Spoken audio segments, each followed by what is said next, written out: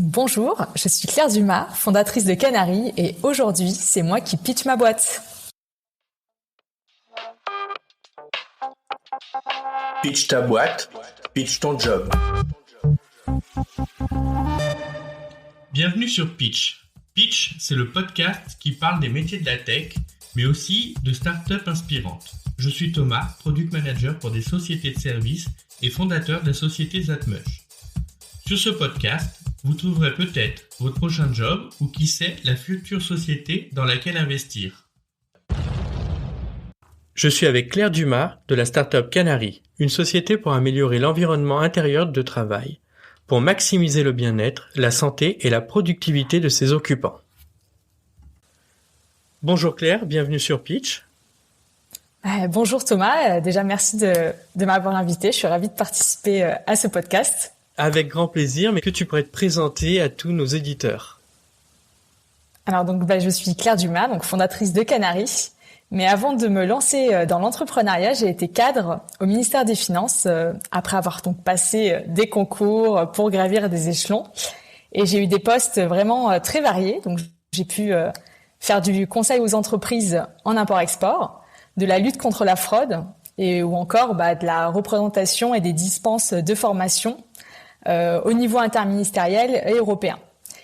Et c'est vrai que après 13 années très professionnellement dans ce domaine-là, j'ai choisi de me reconvertir du secteur public vers l'entrepreneuriat. Ça n'a pas été un choix facile, ça m'a quand même pris 1 an pour sauter le pas, on va dire, de créer une entreprise. Et j'ai commencé mon projet Canary dans le cadre d'un master entrepreneur avec l'école centrale et l'école de l'ESSEC, afin d'être entourée quand même au début. Et ça fait maintenant 1 an que je travaille sur Canary. Alors attends, parce que tu vas avoir le plaisir de nous pitcher Canary tout de suite. Et c'est parti. Déjà, j'imagine que 90% des personnes qui écoutent ce podcast actuellement se trouvent en intérieur. Et en plus, passent également la majorité de leur journée dans un bureau ou dans un open space. Et dans ce contexte, ça nous est déjà tous arrivé de nous sentir somnolents, d'attraper la grippe du collègue, de ne plus en pouvoir du brouhaha au moment où on veut se concentrer, ou encore des petites tensions avec la collègue frileuse qui veut jamais ouvrir la fenêtre. Donc c'est toutes ces situations que Canary souhaite, on va dire, adoucir. Donc c'est une solution qui permet d'améliorer en temps réel son environnement pour être plus concentré, créatif et en meilleure santé pendant sa journée de travail. Ça se présente sous forme d'un capteur interactif composé de senseurs qui mesurent le CO2, la luminosité, la température, l'humidité ou encore qui analyse le son. Et c'est associé à une application pour faire des recommandations à la fois via le capteur et via cette application mobile. Ce sont des recommandations actionnables tout de suite, par exemple savoir quand aérer, ou à mettre en œuvre sur du plus long terme pour proposer des modifications de la pièce, par exemple sur l'éclairage, la déco, des panneaux acoustiques ou encore une réorganisation d'usage de cette salle.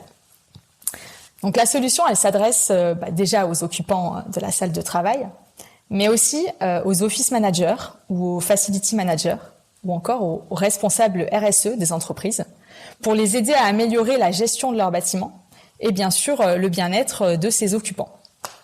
Voilà. Donc c'est vraiment un objet d'échange et de changement des habitudes de travail au quotidien.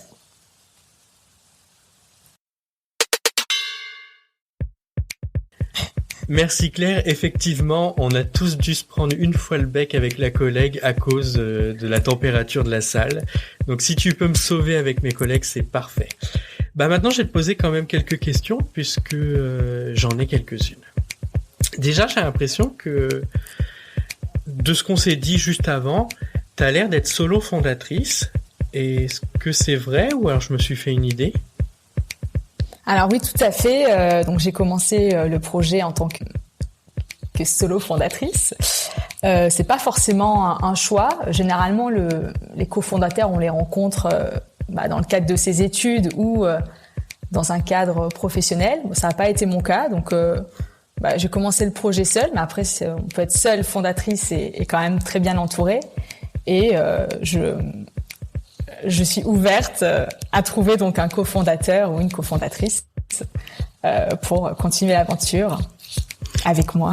Donc tu dis que tu es ouverte et tu recherches pourquoi pas un cofondateur avec toi, mais est-ce que justement ça serait pas difficile de revenir et en fait que quelqu'un remette en cause tes choix? Alors justement, je trouve ça enrichissant de pouvoir en discuter avec quelqu'un qui est vraiment impliqué à 100% sur le projet, parce que là c'est le cas, j'en discute avec des conseillers, des anciens des collègues, mais c'est pas la personne qui porte le projet avec toi. Et aussi ça permet vraiment aussi de tout simplement de diviser le travail par deux qui est énorme pour monter un projet, donc ça permet d'avancer plus vite, plus loin aussi. Donc voilà, je suis ouverte à de nombreux profils.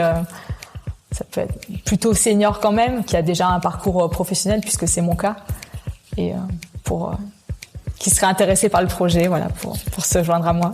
Si vous écoutez ce podcast, Claire recherche quelqu'un. N'hésitez pas à la contacter. Vous aurez tous ses contacts en. Super, merci. J'ai comme l'impression finalement que tu as monté cette boîte un peu pour toi parce que tu t'entendais pas avec tes collègues. Ou est-ce que je me fais une idée sur comment t'en es arrivé à cette idée-là? Alors, figure-toi que parfois mes collègues me manquent un peu.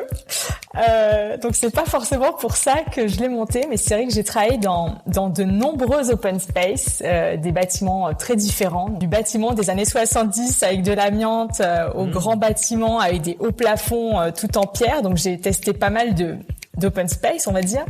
Et j'ai pu un peu parcourir toutes les problématiques que représentait le travail en open space entre 10 et jusqu'à 30 personnes.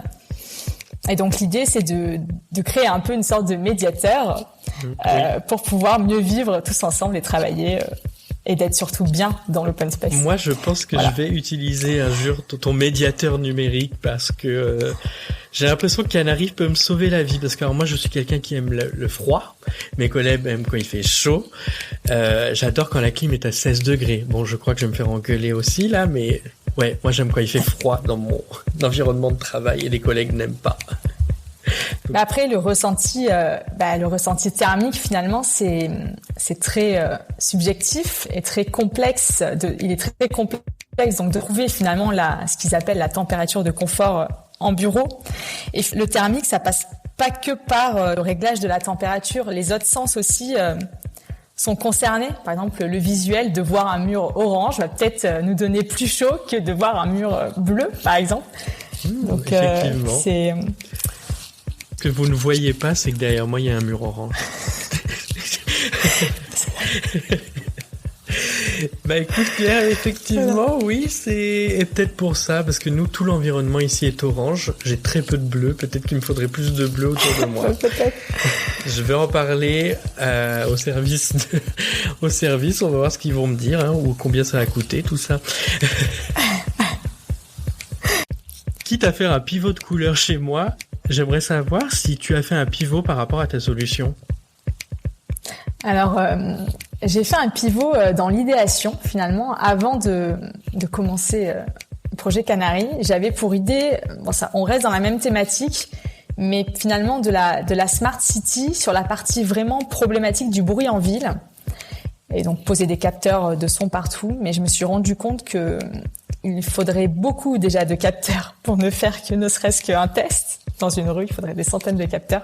Donc je me suis plutôt rabattue sur le bien-être en intérieur, quitte à plus tard, pourquoi pas, sortir Canary sur l'extérieur. Voilà. Donc c'est plus un pivot d'idéation. Et après, au quotidien, évidemment, le projet, il évolue au gré des tests et des rencontres avec les utilisateurs. Mais là, on reste quand même sur l'idée initiale du bien-être. J'ai une question. Je pense déjà avoir la réponse. Mais Canary, c'est pourquoi ? Le nom Canary ? Oui. Alors, c'est une référence assez courante. Alors moi, mon grand-père était mineur dans le Nord à une époque, et là, depuis quelque temps, j'habite à Alès, donc ancienne cité minière. Et dans les mines, le Canary, c'était un peu le capteur de bien-être dans la mine, même si je ne sais pas si on peut parler de bien-être dans une mine, qui indiquait aux mineurs notamment la présence de monoxyde de carbone. Donc dès que le canari ne bougeait plus, il fallait vite remonter. Donc c'est une sorte de petit lanceur d'alerte. Voilà. C'est bien un peu la référence que je m'étais dit, c'est que tu avais créé. Et je l'avais. Et chez Canary, vous êtes combien alors ? Alors, en ce moment, donc, on est 3 à plein temps. Un qui fait donc moi je fais fondatrice, donc je fais un peu tout, on va dire. On a un qui fait le hardware et une qui s'occupe de la communication pour notamment une future newsletter. Et après on a pas mal de prestataires extérieurs seniors pour des parties très spécifiques comme le design industriel ou l'UI et l'UX de l'application, et bien sûr de conseillers qu'on n'est pas beaucoup pour l'instant. Voilà. Mais tu me parles de conseiller. Est-ce que justement tu as fait beaucoup de recherches pour pouvoir lancer ton SaaS ? Alors avant de commencer le projet, c'est l'idée m'est venue d'un papier de recherche sur la baisse des capacités cognitives associées au taux de CO2 dans la pièce. Bon, évidemment le Covid est arrivé, donc il y a eu aussi cette problématique de propagation des maladies aérosols dans une pièce, comment limiter ce risque. Donc pareil, beaucoup de papiers de recherche, notamment sur le CO2. Puis de nombreux livres sur, là en ce moment je lis un livre qu'on m'a conseillé, un designer énergétique que je salue d'ailleurs, qui s'appelle Architecture et volupté thermique, très intéressant sur le ressenti thermique.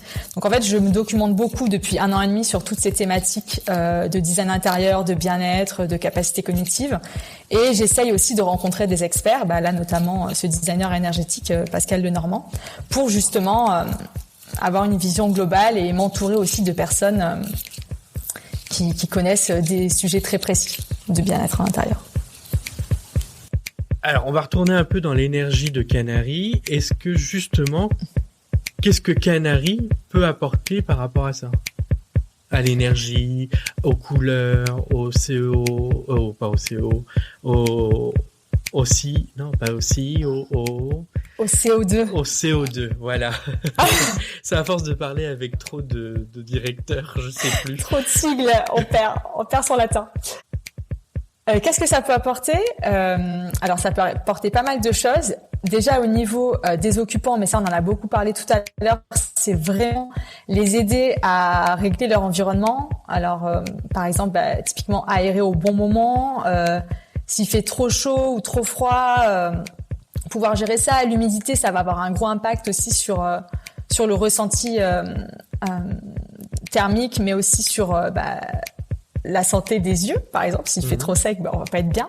Ça, c'est pour la partie occupant, donc c'est vraiment des réglages locaux. Mais après, il y a toute la partie finalement RSE et du bâtiment, de remontée de données vraiment intéressantes pour justement un meilleur usage du bâtiment, notamment par exemple sur l'occupation des salles. Peut-être qu'il y a des salles qui sont pas forcément du tout occupées, donc ça peut être intéressant de rebattre un peu les cartes de l'usage du bâtiment. On peut aussi se rendre compte grâce à ça que finalement qu'on laisse les lumières allumées toute la nuit dans le bureau, c'est quand même des petits gestes, et puis ça permet de consommer moins d'énergie, mais également le chauffage, c'est très pourvoyeur d'énergie. Laisser un bureau à 25 degrés toute la nuit, c'est quand même assez atroce. Oui. Donc voilà, c'est vraiment l'idée de remonter, c'est des données extra-financières finalement pour le gestionnaire, pour qu'il puisse améliorer le bien-être des occupants, mais aussi le bien-être énergétique finalement de son bâtiment. Ok, donc en fait, tu allies et le bien-être de la personne et le bien-être écologique, et ou plus encore. Après, l'idée un peu plus long terme de Canary, c'est vraiment de poser par exemple des labels de bien-être de bâtiments, et de pouvoir même, si on veut, on pourrait presque par exemple pour les espaces de coworking, comparer en fonction du besoin de l'occupant un espace à un autre. Par exemple, si on cherche une ambiance un peu plus animée ou une ambiance plus calme, et grâce à Canary, on peut voir en amont un peu quel open space, quel espace sélectionner. Et pour revenir à l'entreprise, ça rentre vraiment dans le cadre des nouvelles normes RSE, mais aussi données extra-financières à fournir sur un peu, surtout sur la partie bien-être des occupants, donc qualité de vie au travail, mais aussi écologie du bâtiment finalement. Canary, ça en est où pour l'instant? Alors, on a fait donc une première version, mais très minimaliste, avec juste un capteur de CO2 qui fait du rouge et du vert pour déjà un peu tester la réaction des gens face au changement d'habitude. Ça a plutôt bien marché. Et là, on est vraiment on est en plein développement de la solution globale avec notre propre capteur et les maquettes de l'application. Donc là, on est vraiment dans le design industriel de l'interaction avec l'objet, le visuel et les maquettes de l'application. Et donc, c'est quoi les prochaines étapes dans ce cas-là? Alors, les prochaines étapes, du coup, c'est de finir cette version 1, donc d'ici l'automne, pour pouvoir faire une petite série d'une centaine d'exemplaires et les proposer à des startups ou des espaces de coworking, les entreprises intéressées par la solution, pour avoir des premiers clients et surtout des premiers retours sur cette première version. C'est aussi également créer une communauté avec une newsletter, avec des recommandations déjà sous forme de newsletter aux office managers, aux responsables RSE pour déjà leur donner des moyens d'action pour améliorer la qualité de vie au travail. Et ensuite, d'ici la fin de l'année, faire une première levée de fonds pour pouvoir créer une équipe un peu plus pérenne, pour créer la version industrialisable de Canary et pouvoir la diffuser au plus grand nombre. J'ai une question peut-être un peu plus personnelle, mais est-ce que finalement ça coûte pas très cher de créer un produit comme le tien, à titre personnel? Alors, à titre personnel, évidemment que tout start-upper, souvent, en tout cas au début, engage quand même des fonds propres, toutes ces économies. Beaucoup de start-upers font ça et j'en fais partie. Ensuite, l'idée là, cette année, grâce à la version 1, on a pu quand même avoir un premier chiffre d'affaires pour financer justement une partie du développement de la version de Canary actuelle. Et oui, ça demande, et particulièrement les projets hardware qui demandent encore plus de fonds finalement qu'un projet uniquement software, application. Et c'est vrai, et aussi un temps plus long de développement puisque il y a toute la partie normes CE, fabrication. Donc c'est vrai que c'est un process un peu plus long et un peu plus coûteux qui va nécessiter forcément un peu plus de fonds qu'une simple application. C'est déjà compliqué qu'une simple application mobile. Mais est-ce que justement les banques, elles suivent pas plus facilement quand c'est un produit hardware qu'un produit juste logiciel? Alors je sais pas encore puisque je suis pas encore allée demander un prêt, peut-être pour venir grossir les fonds propres dans quelques mois. C'est à double tranchant puisque comme on demande plus, forcément, il y a plus de garanties. Après, comme c'est aussi, on est quand même dans une phase de réindustrialisation en France et les projets industriels, il y en a peu. Donc c'est vrai que ça peut être aussi une force. Donc ça, j'ai pas encore la réponse puisque j'ai pas encore soumis de dossier. Donc dans quelques mois. Voilà, j'attendrai de toute façon. Voilà. Je prends des nouvelles régulièrement. Super. Et donc, un peu pour finir, j'aimerais savoir quel conseil toi tu pourrais donner à une personne qui aimerait se lancer dans l'entrepreneuriat. Alors il y a beaucoup de conseils, il va falloir choisir un. J'ai dit un conseil. Alors un seul, ok. Je dirais conseil? là. Non, j'avoue. Pardon, j'ai dit quel conseil? J'ai pas. Non, mais je vais en donner qu'un puisque bon. Donc je dirais là en ce moment je suis sur cette entre guillemets problématique, c'est vraiment s'entourer des bonnes personnes, surtout au début et même tout le temps. C'est-à-dire bien choisir son prestataire, son employé, son stagiaire, son conseiller. Accepter qu'on connaît pas tout. C'est vrai qu'on va embaucher par exemple un prestataire au début pour faire une mission. On va essayer d'avoir un maximum d'éléments, mais on va pas forcément tout connaître. Donc prendre le risque, pas se laisser mettre des paillettes dans les yeux finalement, et pas essayer non plus de prendre le moins cher, et vraiment essayer de trouver les bonnes personnes et savoir vraiment discriminer d'un point de vue humain ces personnes, puisqu'au début on a des fonds limités, on n'a pas droit à l'erreur. Je dis pas qu'après on a droit à l'erreur, mais s'il y a une petite erreur sur un prestat à 5 000 €, c'est pas très grave, sauf qu'au début on peut pas recommencer. Donc vraiment bien choisir les personnes pour travailler avec soi sur le projet. Effectivement, moi c'est aussi. Ce serait ça le conseil.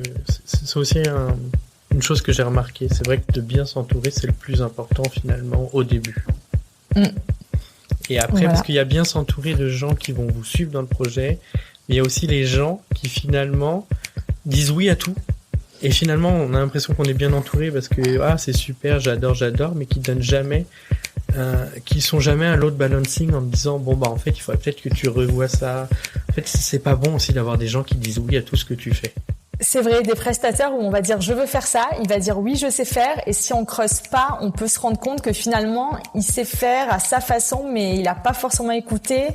La façon qu'on demande est différente de ce qu'il sait réellement faire. Donc vraiment creuser les limites finalement, ce qu'ils savent faire, mais aussi les limites où s'arrête la compétence du prestataire qu'on veut embaucher. Je pense que ça c'est très important, surtout au début quand on passe par des prestataires forcément, puisqu'on n'a pas une équipe pérenne sur le projet.